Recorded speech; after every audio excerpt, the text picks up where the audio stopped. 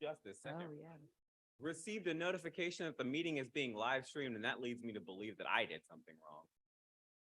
Is being live streamed? It's not. It is. It is. It is. And why did I just receive that notification even though I hit the button 10 minutes ago? And why did the microphones just turn? I think I did something wrong. And I am choosing to believe that that's not what happened. What happened was my co-chair, Laura, apologizes to all of you.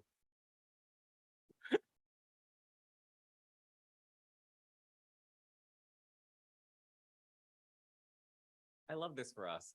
If you're here, you are here, because why wouldn't you be here? We're 20 minutes into the thing, and we're just going to do it from the top. Like we're good. We're good. Microphones are on. We're good. Microphones are on. Yeah. Thundercats are go. I think we're good. And that means that the first thing I want to do is introduce you to our executive director. So first up, I'm going to have, again, the executive director of CLAGS come and talk to you a bit about CLAGS as an institution. Matt Brim. Hi, everybody. I will make this quick. Thanks so much for bearing with us. I am Matt Brim, the Executive Director of CLAGS, the Center for LGBTQ Studies, and it's my sincere pleasure to welcome Amber Musser, a professor in English at the CUNY Graduate Center here today to be our guest speaker. Welcome. Thank you, James Harris, one of our board co-chairs, and Laura Westengard is our other board co-chair. It's nice to see you here. So my job is just to brag about the work we do at CLAGS, which is to bring free public LGBTQ studies to everyone. That is our goal, and that has been our mission since our founding in 1986. Going forward into the future, what we need is your help to continue to do our good work. And so I'm going to ask you to go to clags.org, which is our website, and there is a donate button there. And I'm going to ask you to click that button. I'm going to tell you a couple things that we're going to do with your money if you donate to us. One is that we are going to continue to support young scholars who are working on LGBT studies, trans studies, queer of color studies, through our undergraduate and graduate paper awards. We're going to continue to support our scholar in residence. Our scholar in residence currently is a graduate student from UCLA, Christina Chica, who will be talking to the Graduate Center community next semester. Also with your money, we're going to continue to offer the innovative programming that we offer now, such as the Queer of Color, Trans of Color series that we're here to celebrate with Amber today. And finally, we're going to, in the spring of 2024, launch the CLAGS Research Archive in the Mina Reese Library. And in that archive, you will find the history, the material history of CLAGS, our newsletters, the recordings now digitized of old lectures, and seminars and conferences, the ephemera from those conferences, posters, pamphlets, flyers. It'll be a research archive that, like everything else we do, is open to the public. All you need to do is make an appointment with the librarians and the archivists, and you will be able to access that archive for free. You do not have to be a university-based researcher. You can be a public scholar, and we invite you to do that. All of this requires me to ask, and it's a privilege to ask for your money. And we especially cherish small donations. But today, the group that I would like to ask for special donations is if your parent, if you're watching today and one of your parents or both of your parents has a PhD, I'm going to put a little positive pressure on you to give money today, $50, because all the statistics tell us that you can give $50 easier than other people, right? Easier than our first-gen students. And so as we start a subtle push toward a new campaign to raise $500,000 to do the work that we want to do at CLAGS, I'm going to ask first and foremost for people in the best position to give money. And so if you have a parent with a PhD, today you are the special ones that will help us launch our campaign and to take our vision into the future. Thank you so much. If you go to clags.org, you can see the donate button, and that will take you to our giving website. Amber, thanks again for being here today. We appreciate it.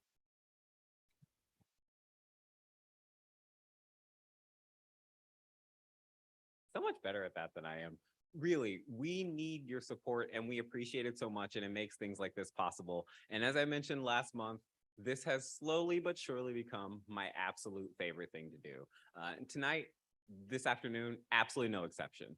I'm so excited to share this thinker with you. So I'm going to read this bio that will intimidate you because you should be intimidated.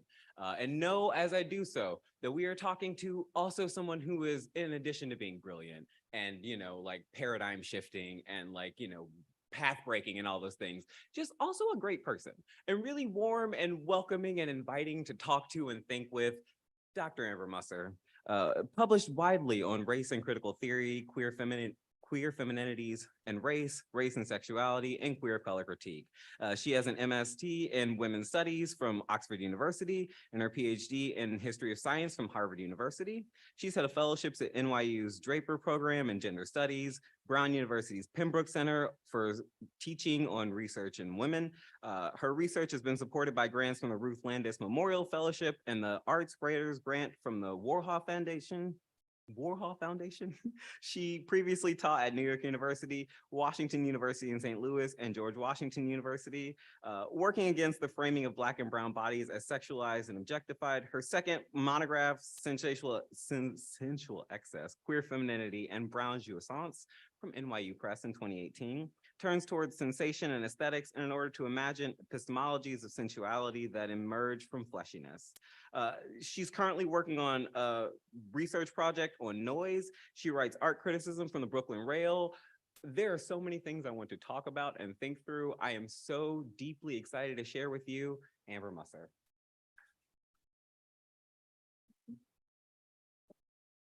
Long preamble. Where do you want to start?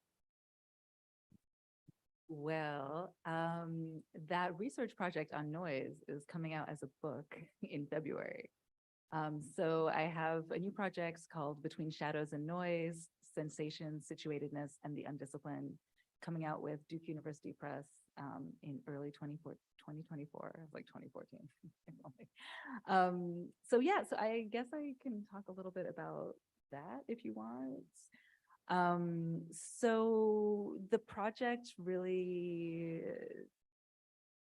it's really about kind of how we know what we know. So it's really taking seriously like the knowledges that we get from the body in order to think about different epistemologies that kind of emerge from there that in my hope are kind of helping us to think differently or like a slant from colonialism and from different forms of normativity. So it's each chapter is a different read through a different art object also. So I talk about Jordan Peele's movie Us. It's like kind of fun. It's like the most popular that I get where I'm like, there's a movie that people have seen that I talk about. And then I talk about Catherine Dunham's dance Shango. I talk about this sound artist, Samita Sinha, and her performance of This Ember State, which is a deconstruction of the myth of Sati. I talk about Titus Kafar's installation of Pillow for Fragile Fictions, as well as Aloran Calzadia's installation Cadastre, and Teresita Fernandez's Puerto Rico #6. So it's sort of like a few different kinds of things. And then the book ends. So a lot of that I was writing during the pandemic and really thinking about like, how do we think about these epistemologies? How do we think about decolonization? I also wanted to make Blackness feel more complex because I'm so sick of Afro-pessimism. And I really wanted us to be like, there were so many different ways that, this is drawing on the work of Erica Edwards, but Blackness has been entangled in projects of colonialism as well. And so I wanted to really think about what situatedness means, both in the way that women of color feminism has taught us, but also just sort of like, as a critic, like what does it mean when you're bringing your body and like your specific body into it? So it's like not a memoir, it's not an autobiography, but there are like little bits of kind of my own narrative woven in. So which is to say the book ends with, I had leukemia 2 years ago. And so it ends with like meditation on that. Moments like this when I'm very sad that I'm not writing these things down as you say them because I have a million questions. I'm going to start with the one that feels top line to me. Why sound? Well, because it's not really sound. I became interested after Sensual Excess, where I was really interested in thinking about the different ways that artists sort of were able to express these different movements between constraint and, I don't want to say joy, but like these different possibilities and different intimacies that I felt like they were making material through their work. One of the things that I really realized was that it really depends on having a receiver who could pick up on that, right? So it's like these things are going out into the ether, but like if you're not a receptive audience. And so that kind of dynamic of like what it means to really be able to receive is what got me thinking about noise. So it's like I thought about noise as what happens when you don't understand what is being transmitted to you. So it has some sonic elements. Like each chapter does have like moments where there is a little bit about sound, but it is really much more about what it is to sit with something that is illegible and not try to make it into something that you can understand, right? Because that has its own epics. Whereas as opposed to trying to be like, I don't understand it, I must make it look like this other thing that I do, it's really asking to just sort of like sit with what can be like your own discomfort in that way. So I was thinking about that. I also was interested in the different ways that noise as a category gets racialized as well, right? So we have like the idea of noisy cities. We have which are often in like China, right? They're sort of like the noisiest park in the world is somewhere in China. And I was just sort of like, what does that mean to have a noisy park? Like, why are people calling it this? Like, why are they so obsessed that it is the noisiest? And then you hear all these stories about Black people being disciplined for being loud. And so, but those are like different valences of noise. So I was really wanting to think also about like how to complexify that category and really tease out its different relational possibilities. I love this a lot. I love a lot of things. I love this a lot. I'm very intrigued by this. I guess I have so many questions. After why sound, I guess my next question has been how sound. So like one of the things that I love about your work, one of the things that I like when I heard Amber Musser was going to do this, I said, yes, please, yes. In part because like your first book, Sensational Flesh, is like all about like sensations, right? And like writing feeling, as I said this to you earlier, like writing feeling is really hard to do. I can't imagine writing sound isn't harder.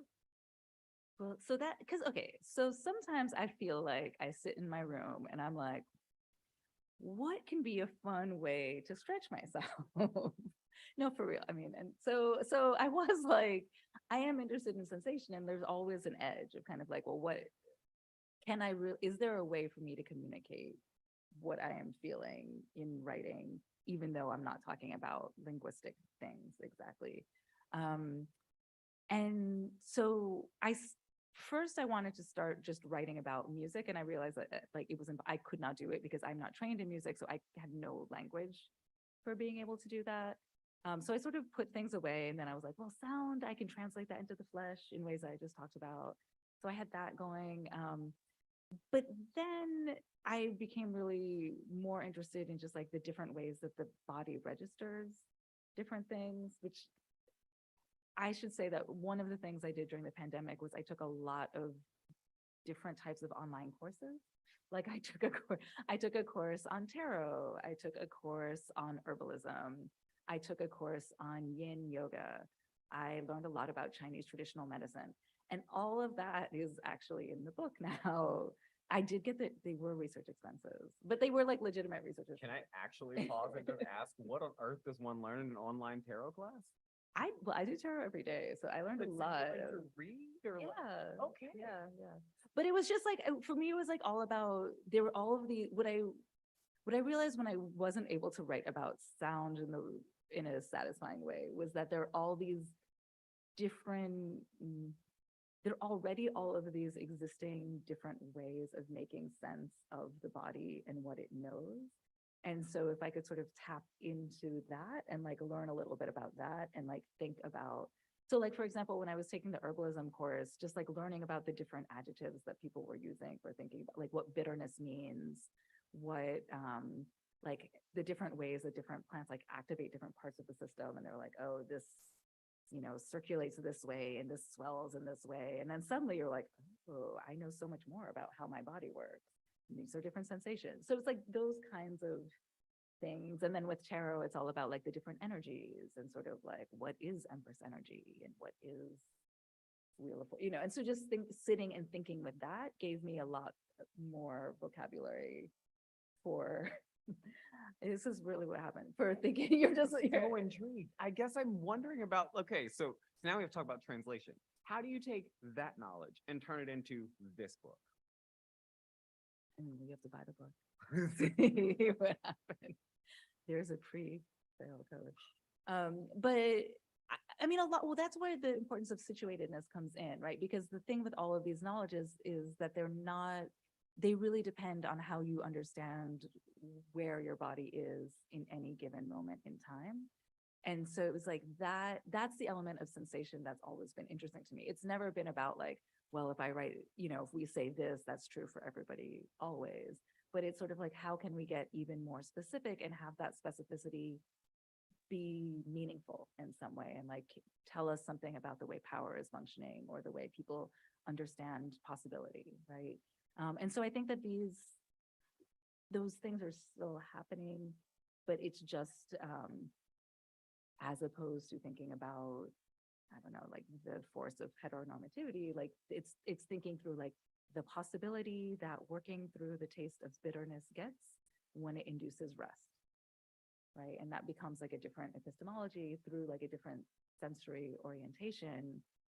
But it's through this, I know, I feel like I sound so flaky, but it's like, but it's like through this other mode of knowing. It's like through these traditional herbal methods that we understand like that bitterness stimulates the digestive system and therefore like release, and therefore like lets the adrenal glands relax, and so produces like these different things.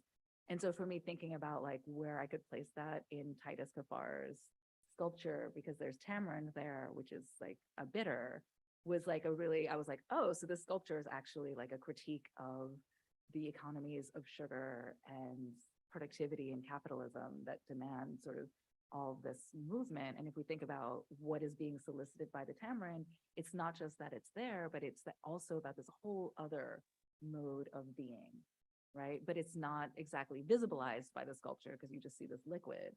And so it's like things like that, where it's kind of, that's why it's between shadows and noise. It's like the underside, but it makes things possible. So I promise I'll let you ask questions.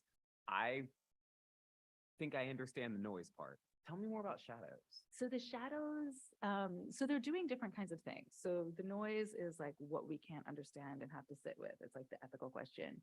The shadows is more around transvaluation. It's like what has been disavowed or repressed or just sort of otherwise ignored, and how we can find it basically and sort of like work with it. So they're both indexing different forms of relationality, but they're kind of working not exactly perpendicular to each other, but like they're working in It tandem. gives me echoes of like haunting, right? Like Yeah, shadows feel like that residue, right? Yeah. Something that's left over in some way. that's exactly it. It's like, yeah, that which haunts. I often think about it in terms of like conditions of possibility, like that which makes something, like we often think about like care as a shadow structure. It's like makes things possible, like the IT people, right? Like they made this possible, but they're sort of like, no one likes to talk about them until you really need them. And so it's just. Also, shout out, great work. I have to ask the question before I open it to everyone else. Talk to me about how queer of color critique shows up in your work. This particular, all of it? All of it, anywhere. All of it, yeah. I mean, I do consider queer of color critique to be kind of like the foundational, my foundational orientation toward academia. And I think about it because for me, it allows us to really think about the way racialization has structured experience. And I feel like it does so without necessarily, not that people are not important, but it does so without necessarily being like, oh, this means we have to include X or Y different kinds of people, and more in terms of, the way race as a structure has created what we understand gender to be, what we understand, how we understand capitalism to work, how we understand like all of the ways the world works. is racialized. And I think queer color critique like gives us that insight. And so for me, I'm most interested in the way queer color critique works alongside sensation. So I'm interested in the ways that sensation itself and sort of like how we perceive the world and how we are oriented to the world has also been shaped by racialization. So it's kind of like that, putting them in tandem is sort of like how I see things working. So the other upshot of that is I would say queer color critique both operates as, you know, as it would suggest, like a form of critique where you're kind of like, these modes of seeing racialization allow us to understand how forms of domination and oppression have been produced and like how they operate in kind of these subtle ways. So like with sensation, you can really see like how different forms of coercion get produced in like these more subtle embodied ways. But the other side of that, I think queer color critique also opens us into different epistemologies that can be overlooked, I guess, by the dominant, sort of like we can people those out. And so I feel like often, like Sensational Flesh was more interested in like, what are the critique parts? And I think since then I've been like, what is possible? This is what happens when you go on like a book tour and people are like, so what can happen? And you're like, I need to make myself happy. So now I just write about the imagination. I love the idea that this book is the way you make yourself happy. That makes me so excited. Room full of people who might have questions, by all means, throw them out. Also to the YouTube, if you got a question, throw it our way. We're happy to field it. Yep. You can have this one, in theory. Well, yeah. Oh yeah, that one should be.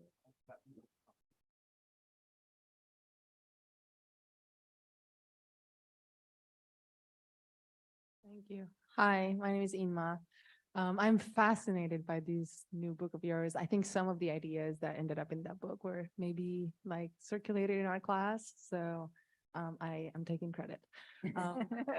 But yeah, my question is about, so after having done this work around subjugated knowledges and the ways that, let me see if I got this right, and the ways that these knowledges have the potential to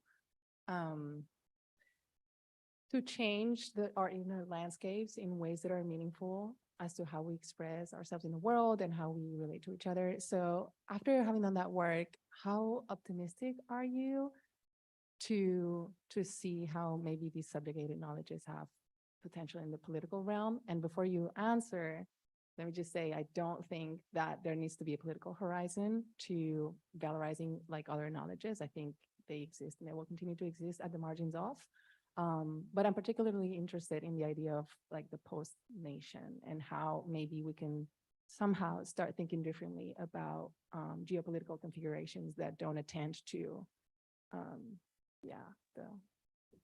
the knowledges that are not the cool knowledges. So yeah, thank you. Yeah, that is a good question. I mean, I think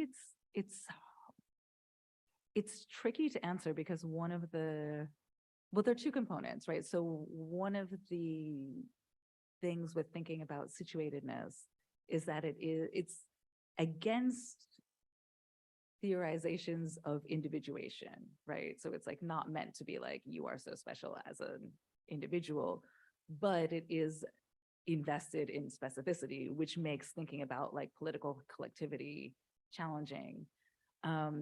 I would say that I guess like the optimism that I have is in the ethical impulse of the project, so that it's not necessarily about producing various collectivities, but it is trying to produce, I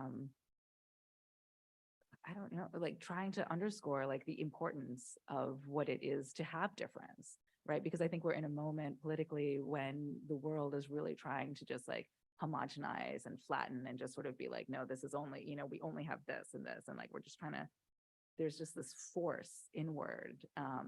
And so I think there is something important about sort of like resurrecting the like, no, there are lots of different forms of difference and we need to just be able to be with that. That does not speak to the post-nation exactly. And I think in general, I think I don't know what to say with like what the political horizon of an ethics is, right? Like, I think it's very important to have an ethics, but I'm not sure that it necessarily leads exactly or very neatly to like mobilization in any particular way. So there, so it's kind of, I'm not sure. Optimism isn't, I don't think optimism is like the framing I would use. I guess I would say that I feel like I produced a strategy, but not a plan. If that makes sense, right? So we have a question from one of our YouTube viewers. I'm going to read it out, and it's short and simple, but also really difficult. How is coercion produced? That's it. Oh, that one. Whenever you're ready. Go. How is coercion? I think there are many ways that coercion can be produced. I guess the one that I talk about in this most recent project, and I think sort of like the residue bleeds over into other, maybe I've thought about it maybe less explicitly in other ones, which just still has to do with this kind of like flattening towards homogenization, right? And this pull towards consolidating, and Candace True actually talks about this in terms of like a sense in common, or sort of like this idea that like we all, in some ways, like some of the function of pedagogy in the bad way can be read as like teaching people that there is like one way to feel or one way to respond or one way to do that. And so that's, I guess, like what I'm reading as coercive, in that sort of training of the senses to not take into account these forms of specificity and to sort of disallow all these other types of subjugated knowledges or all of these other types of things. And I think sort of like once we understand that formation of like a sense in common, or whatever, however we want to Latinize that, then we can understand sort of like different movements towards compelling people to attend to that as coercive in different kinds of ways. So that's, I think, what I can say about coercion.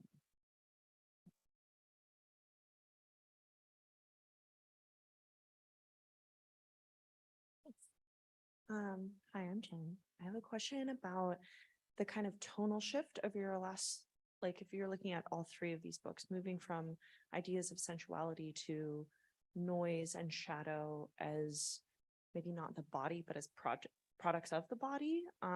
And I also couldn't help but latch on to you mentioning that you include an analysis of us. And in this spookiest of seasons, I was wondering if you could talk about maybe noise and shadow as kind of like the darker sides, if there's some sort of kind of tonal shift across your whole work, what you did with like that movie in particular, and how it relates to the project overall. Yeah. It's interesting.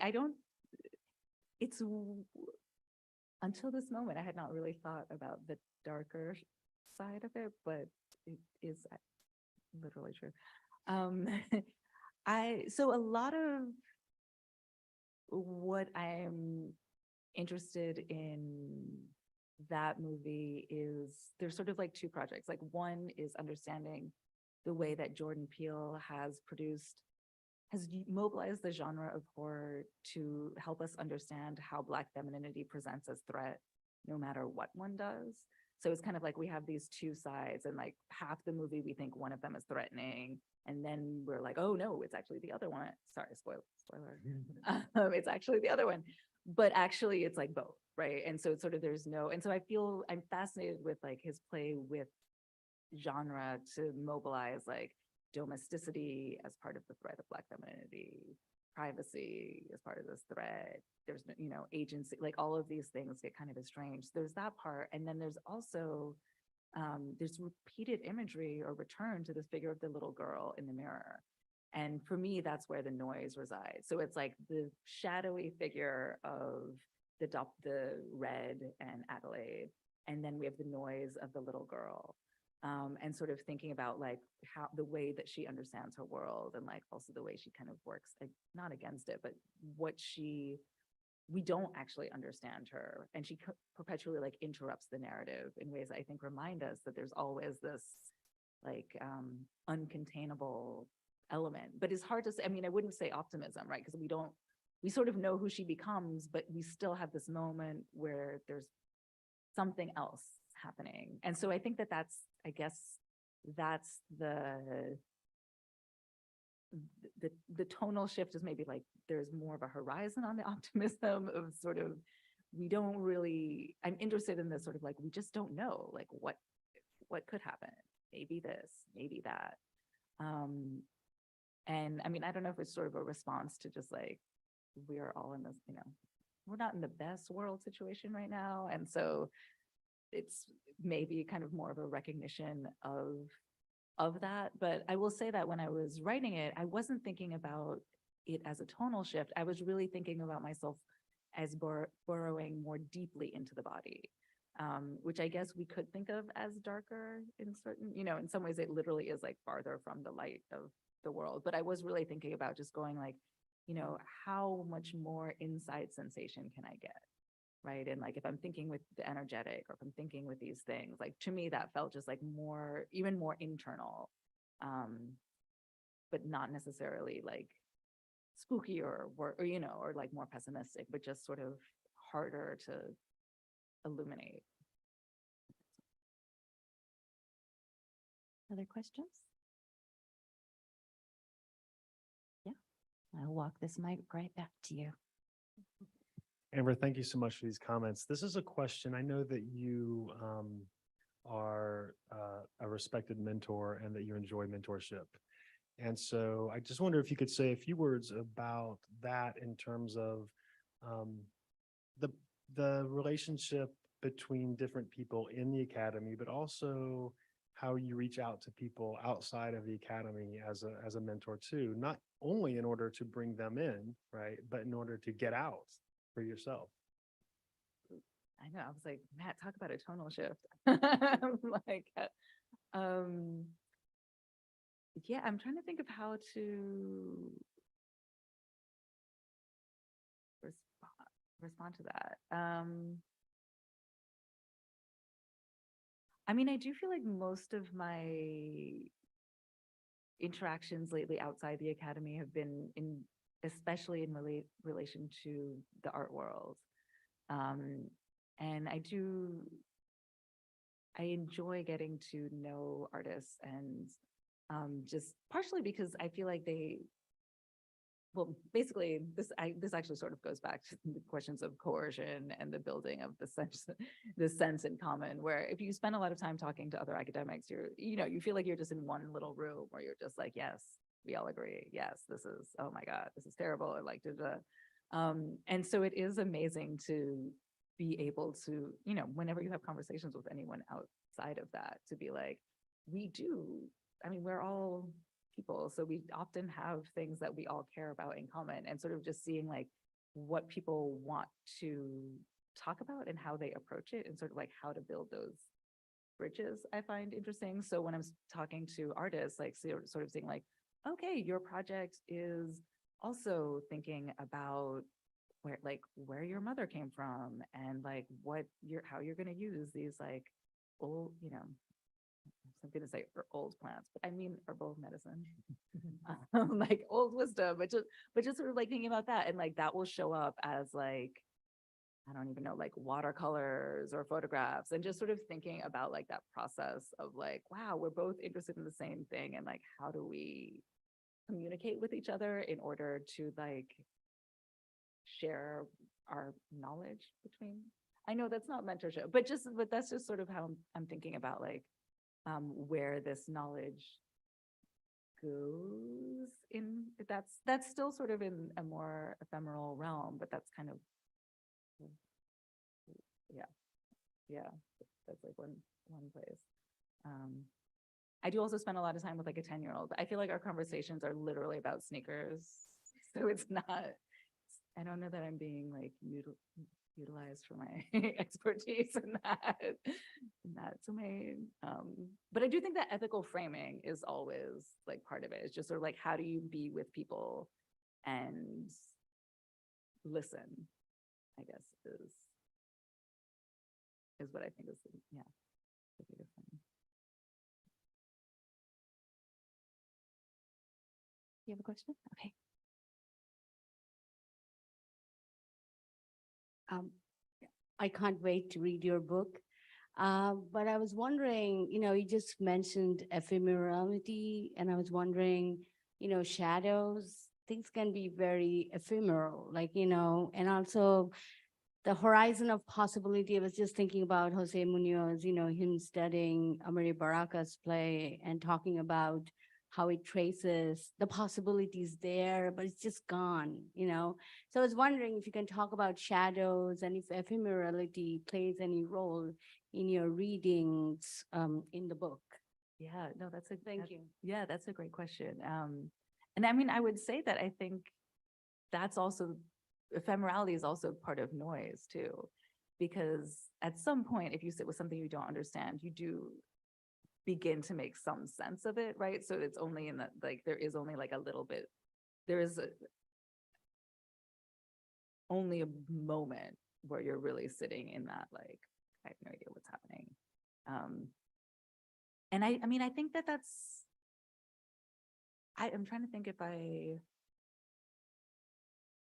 mean, part of the way that that comes out, there are long conversations throughout the book around, so I mentioned my interest in making Blackness more complicated and thinking about it in relation to imperialism and colonialism, which means that throughout the book, there are also relationships between these forms of subjugated knowledge and either forms of decolonization or anti-colonial formations.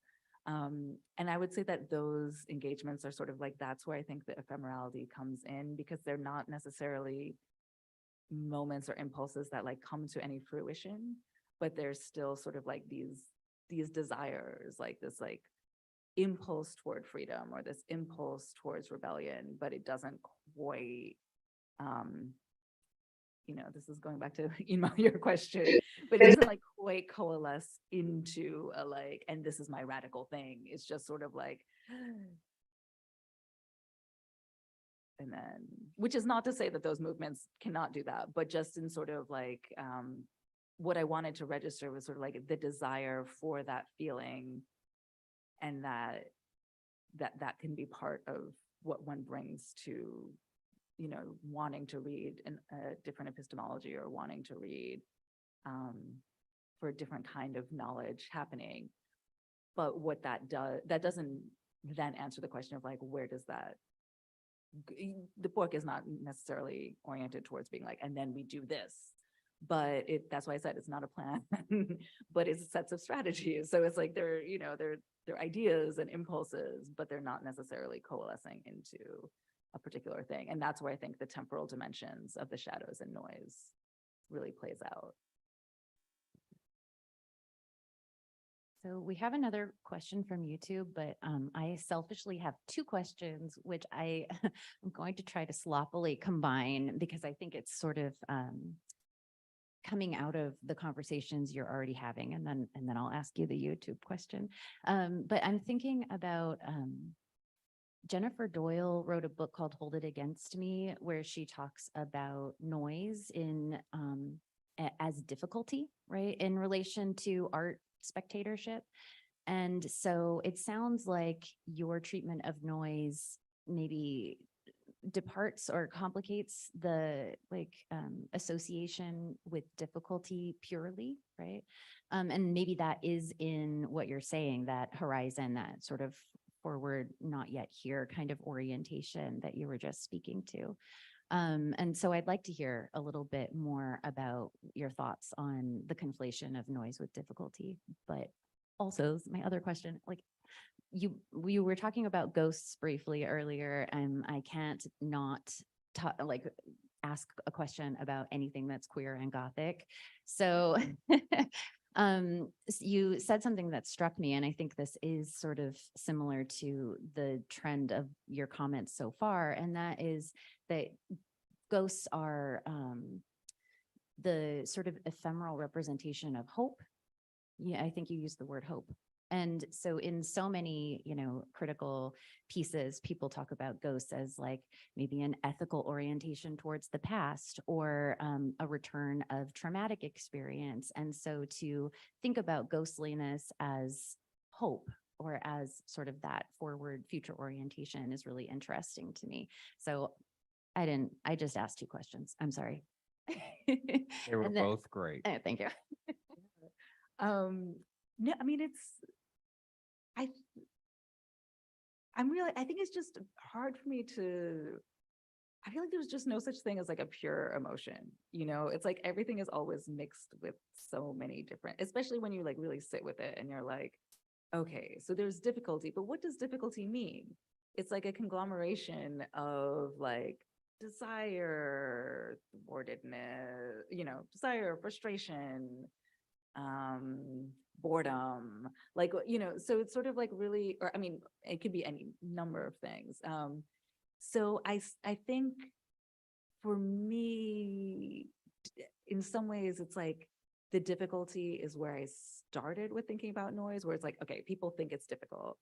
And then not wanting to do the thing that queer theory often does, which is like, there's this thing that people think is bad. So I'm going to say it's good.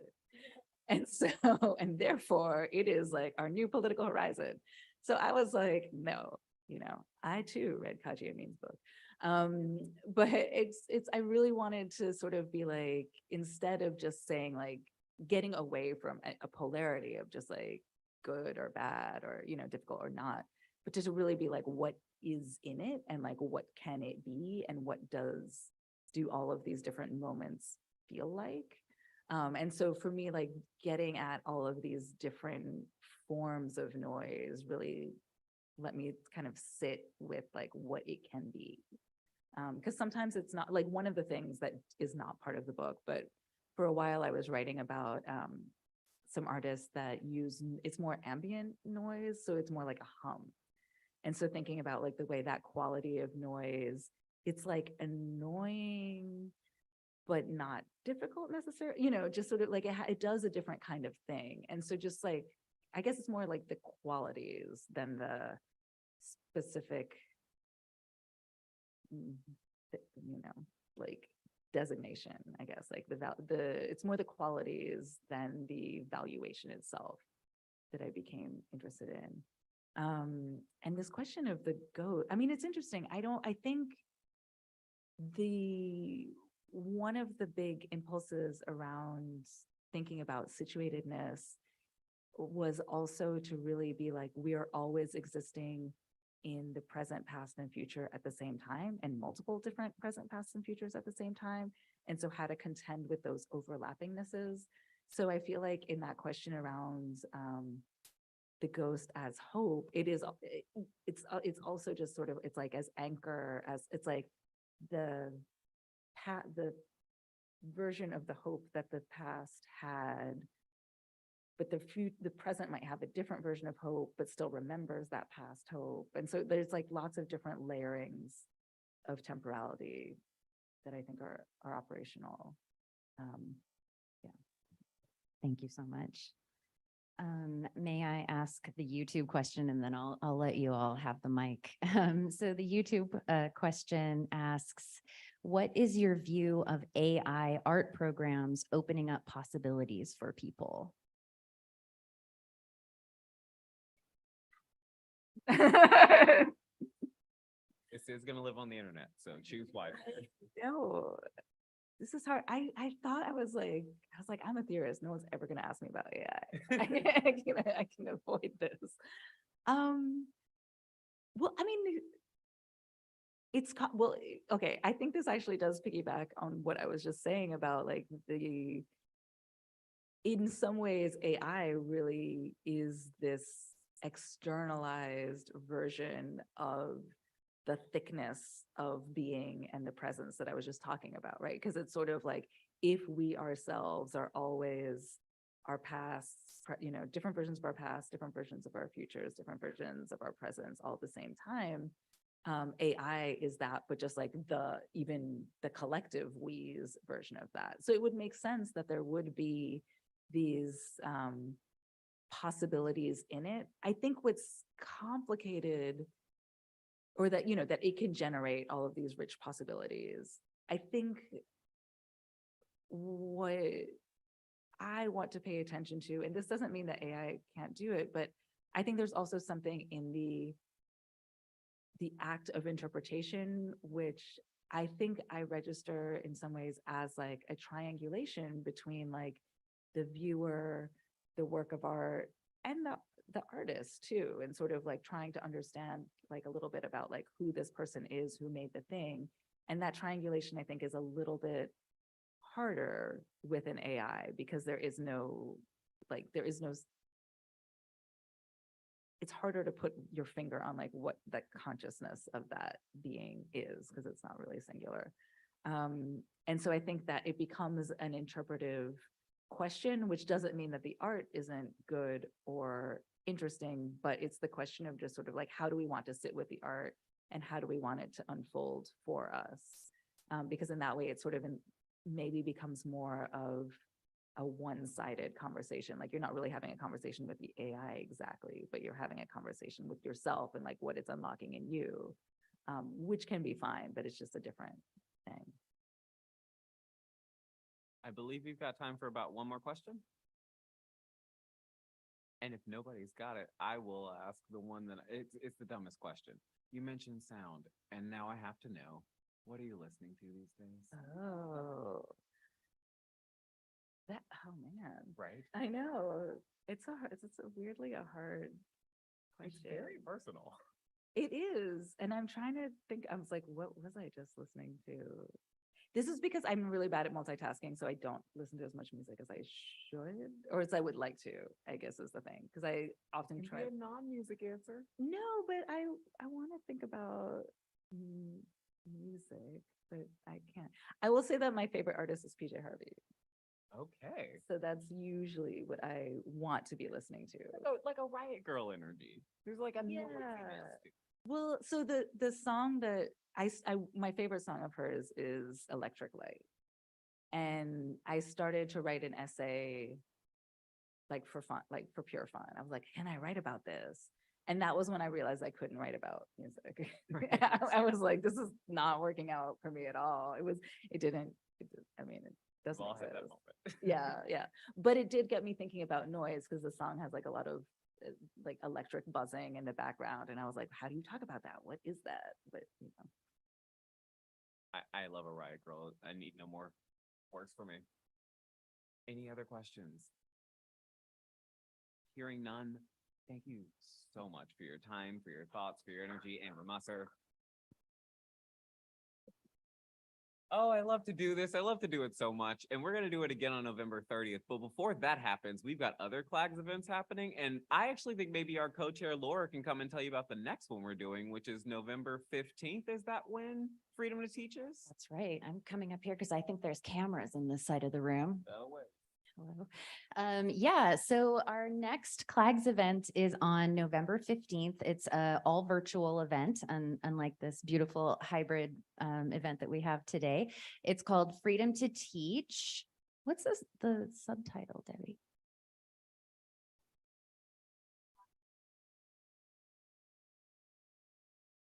A conversation on Black and queer/trans studies now. And it brings together folks who are directors or past directors, people who have run or are currently running Black studies or queer studies programs.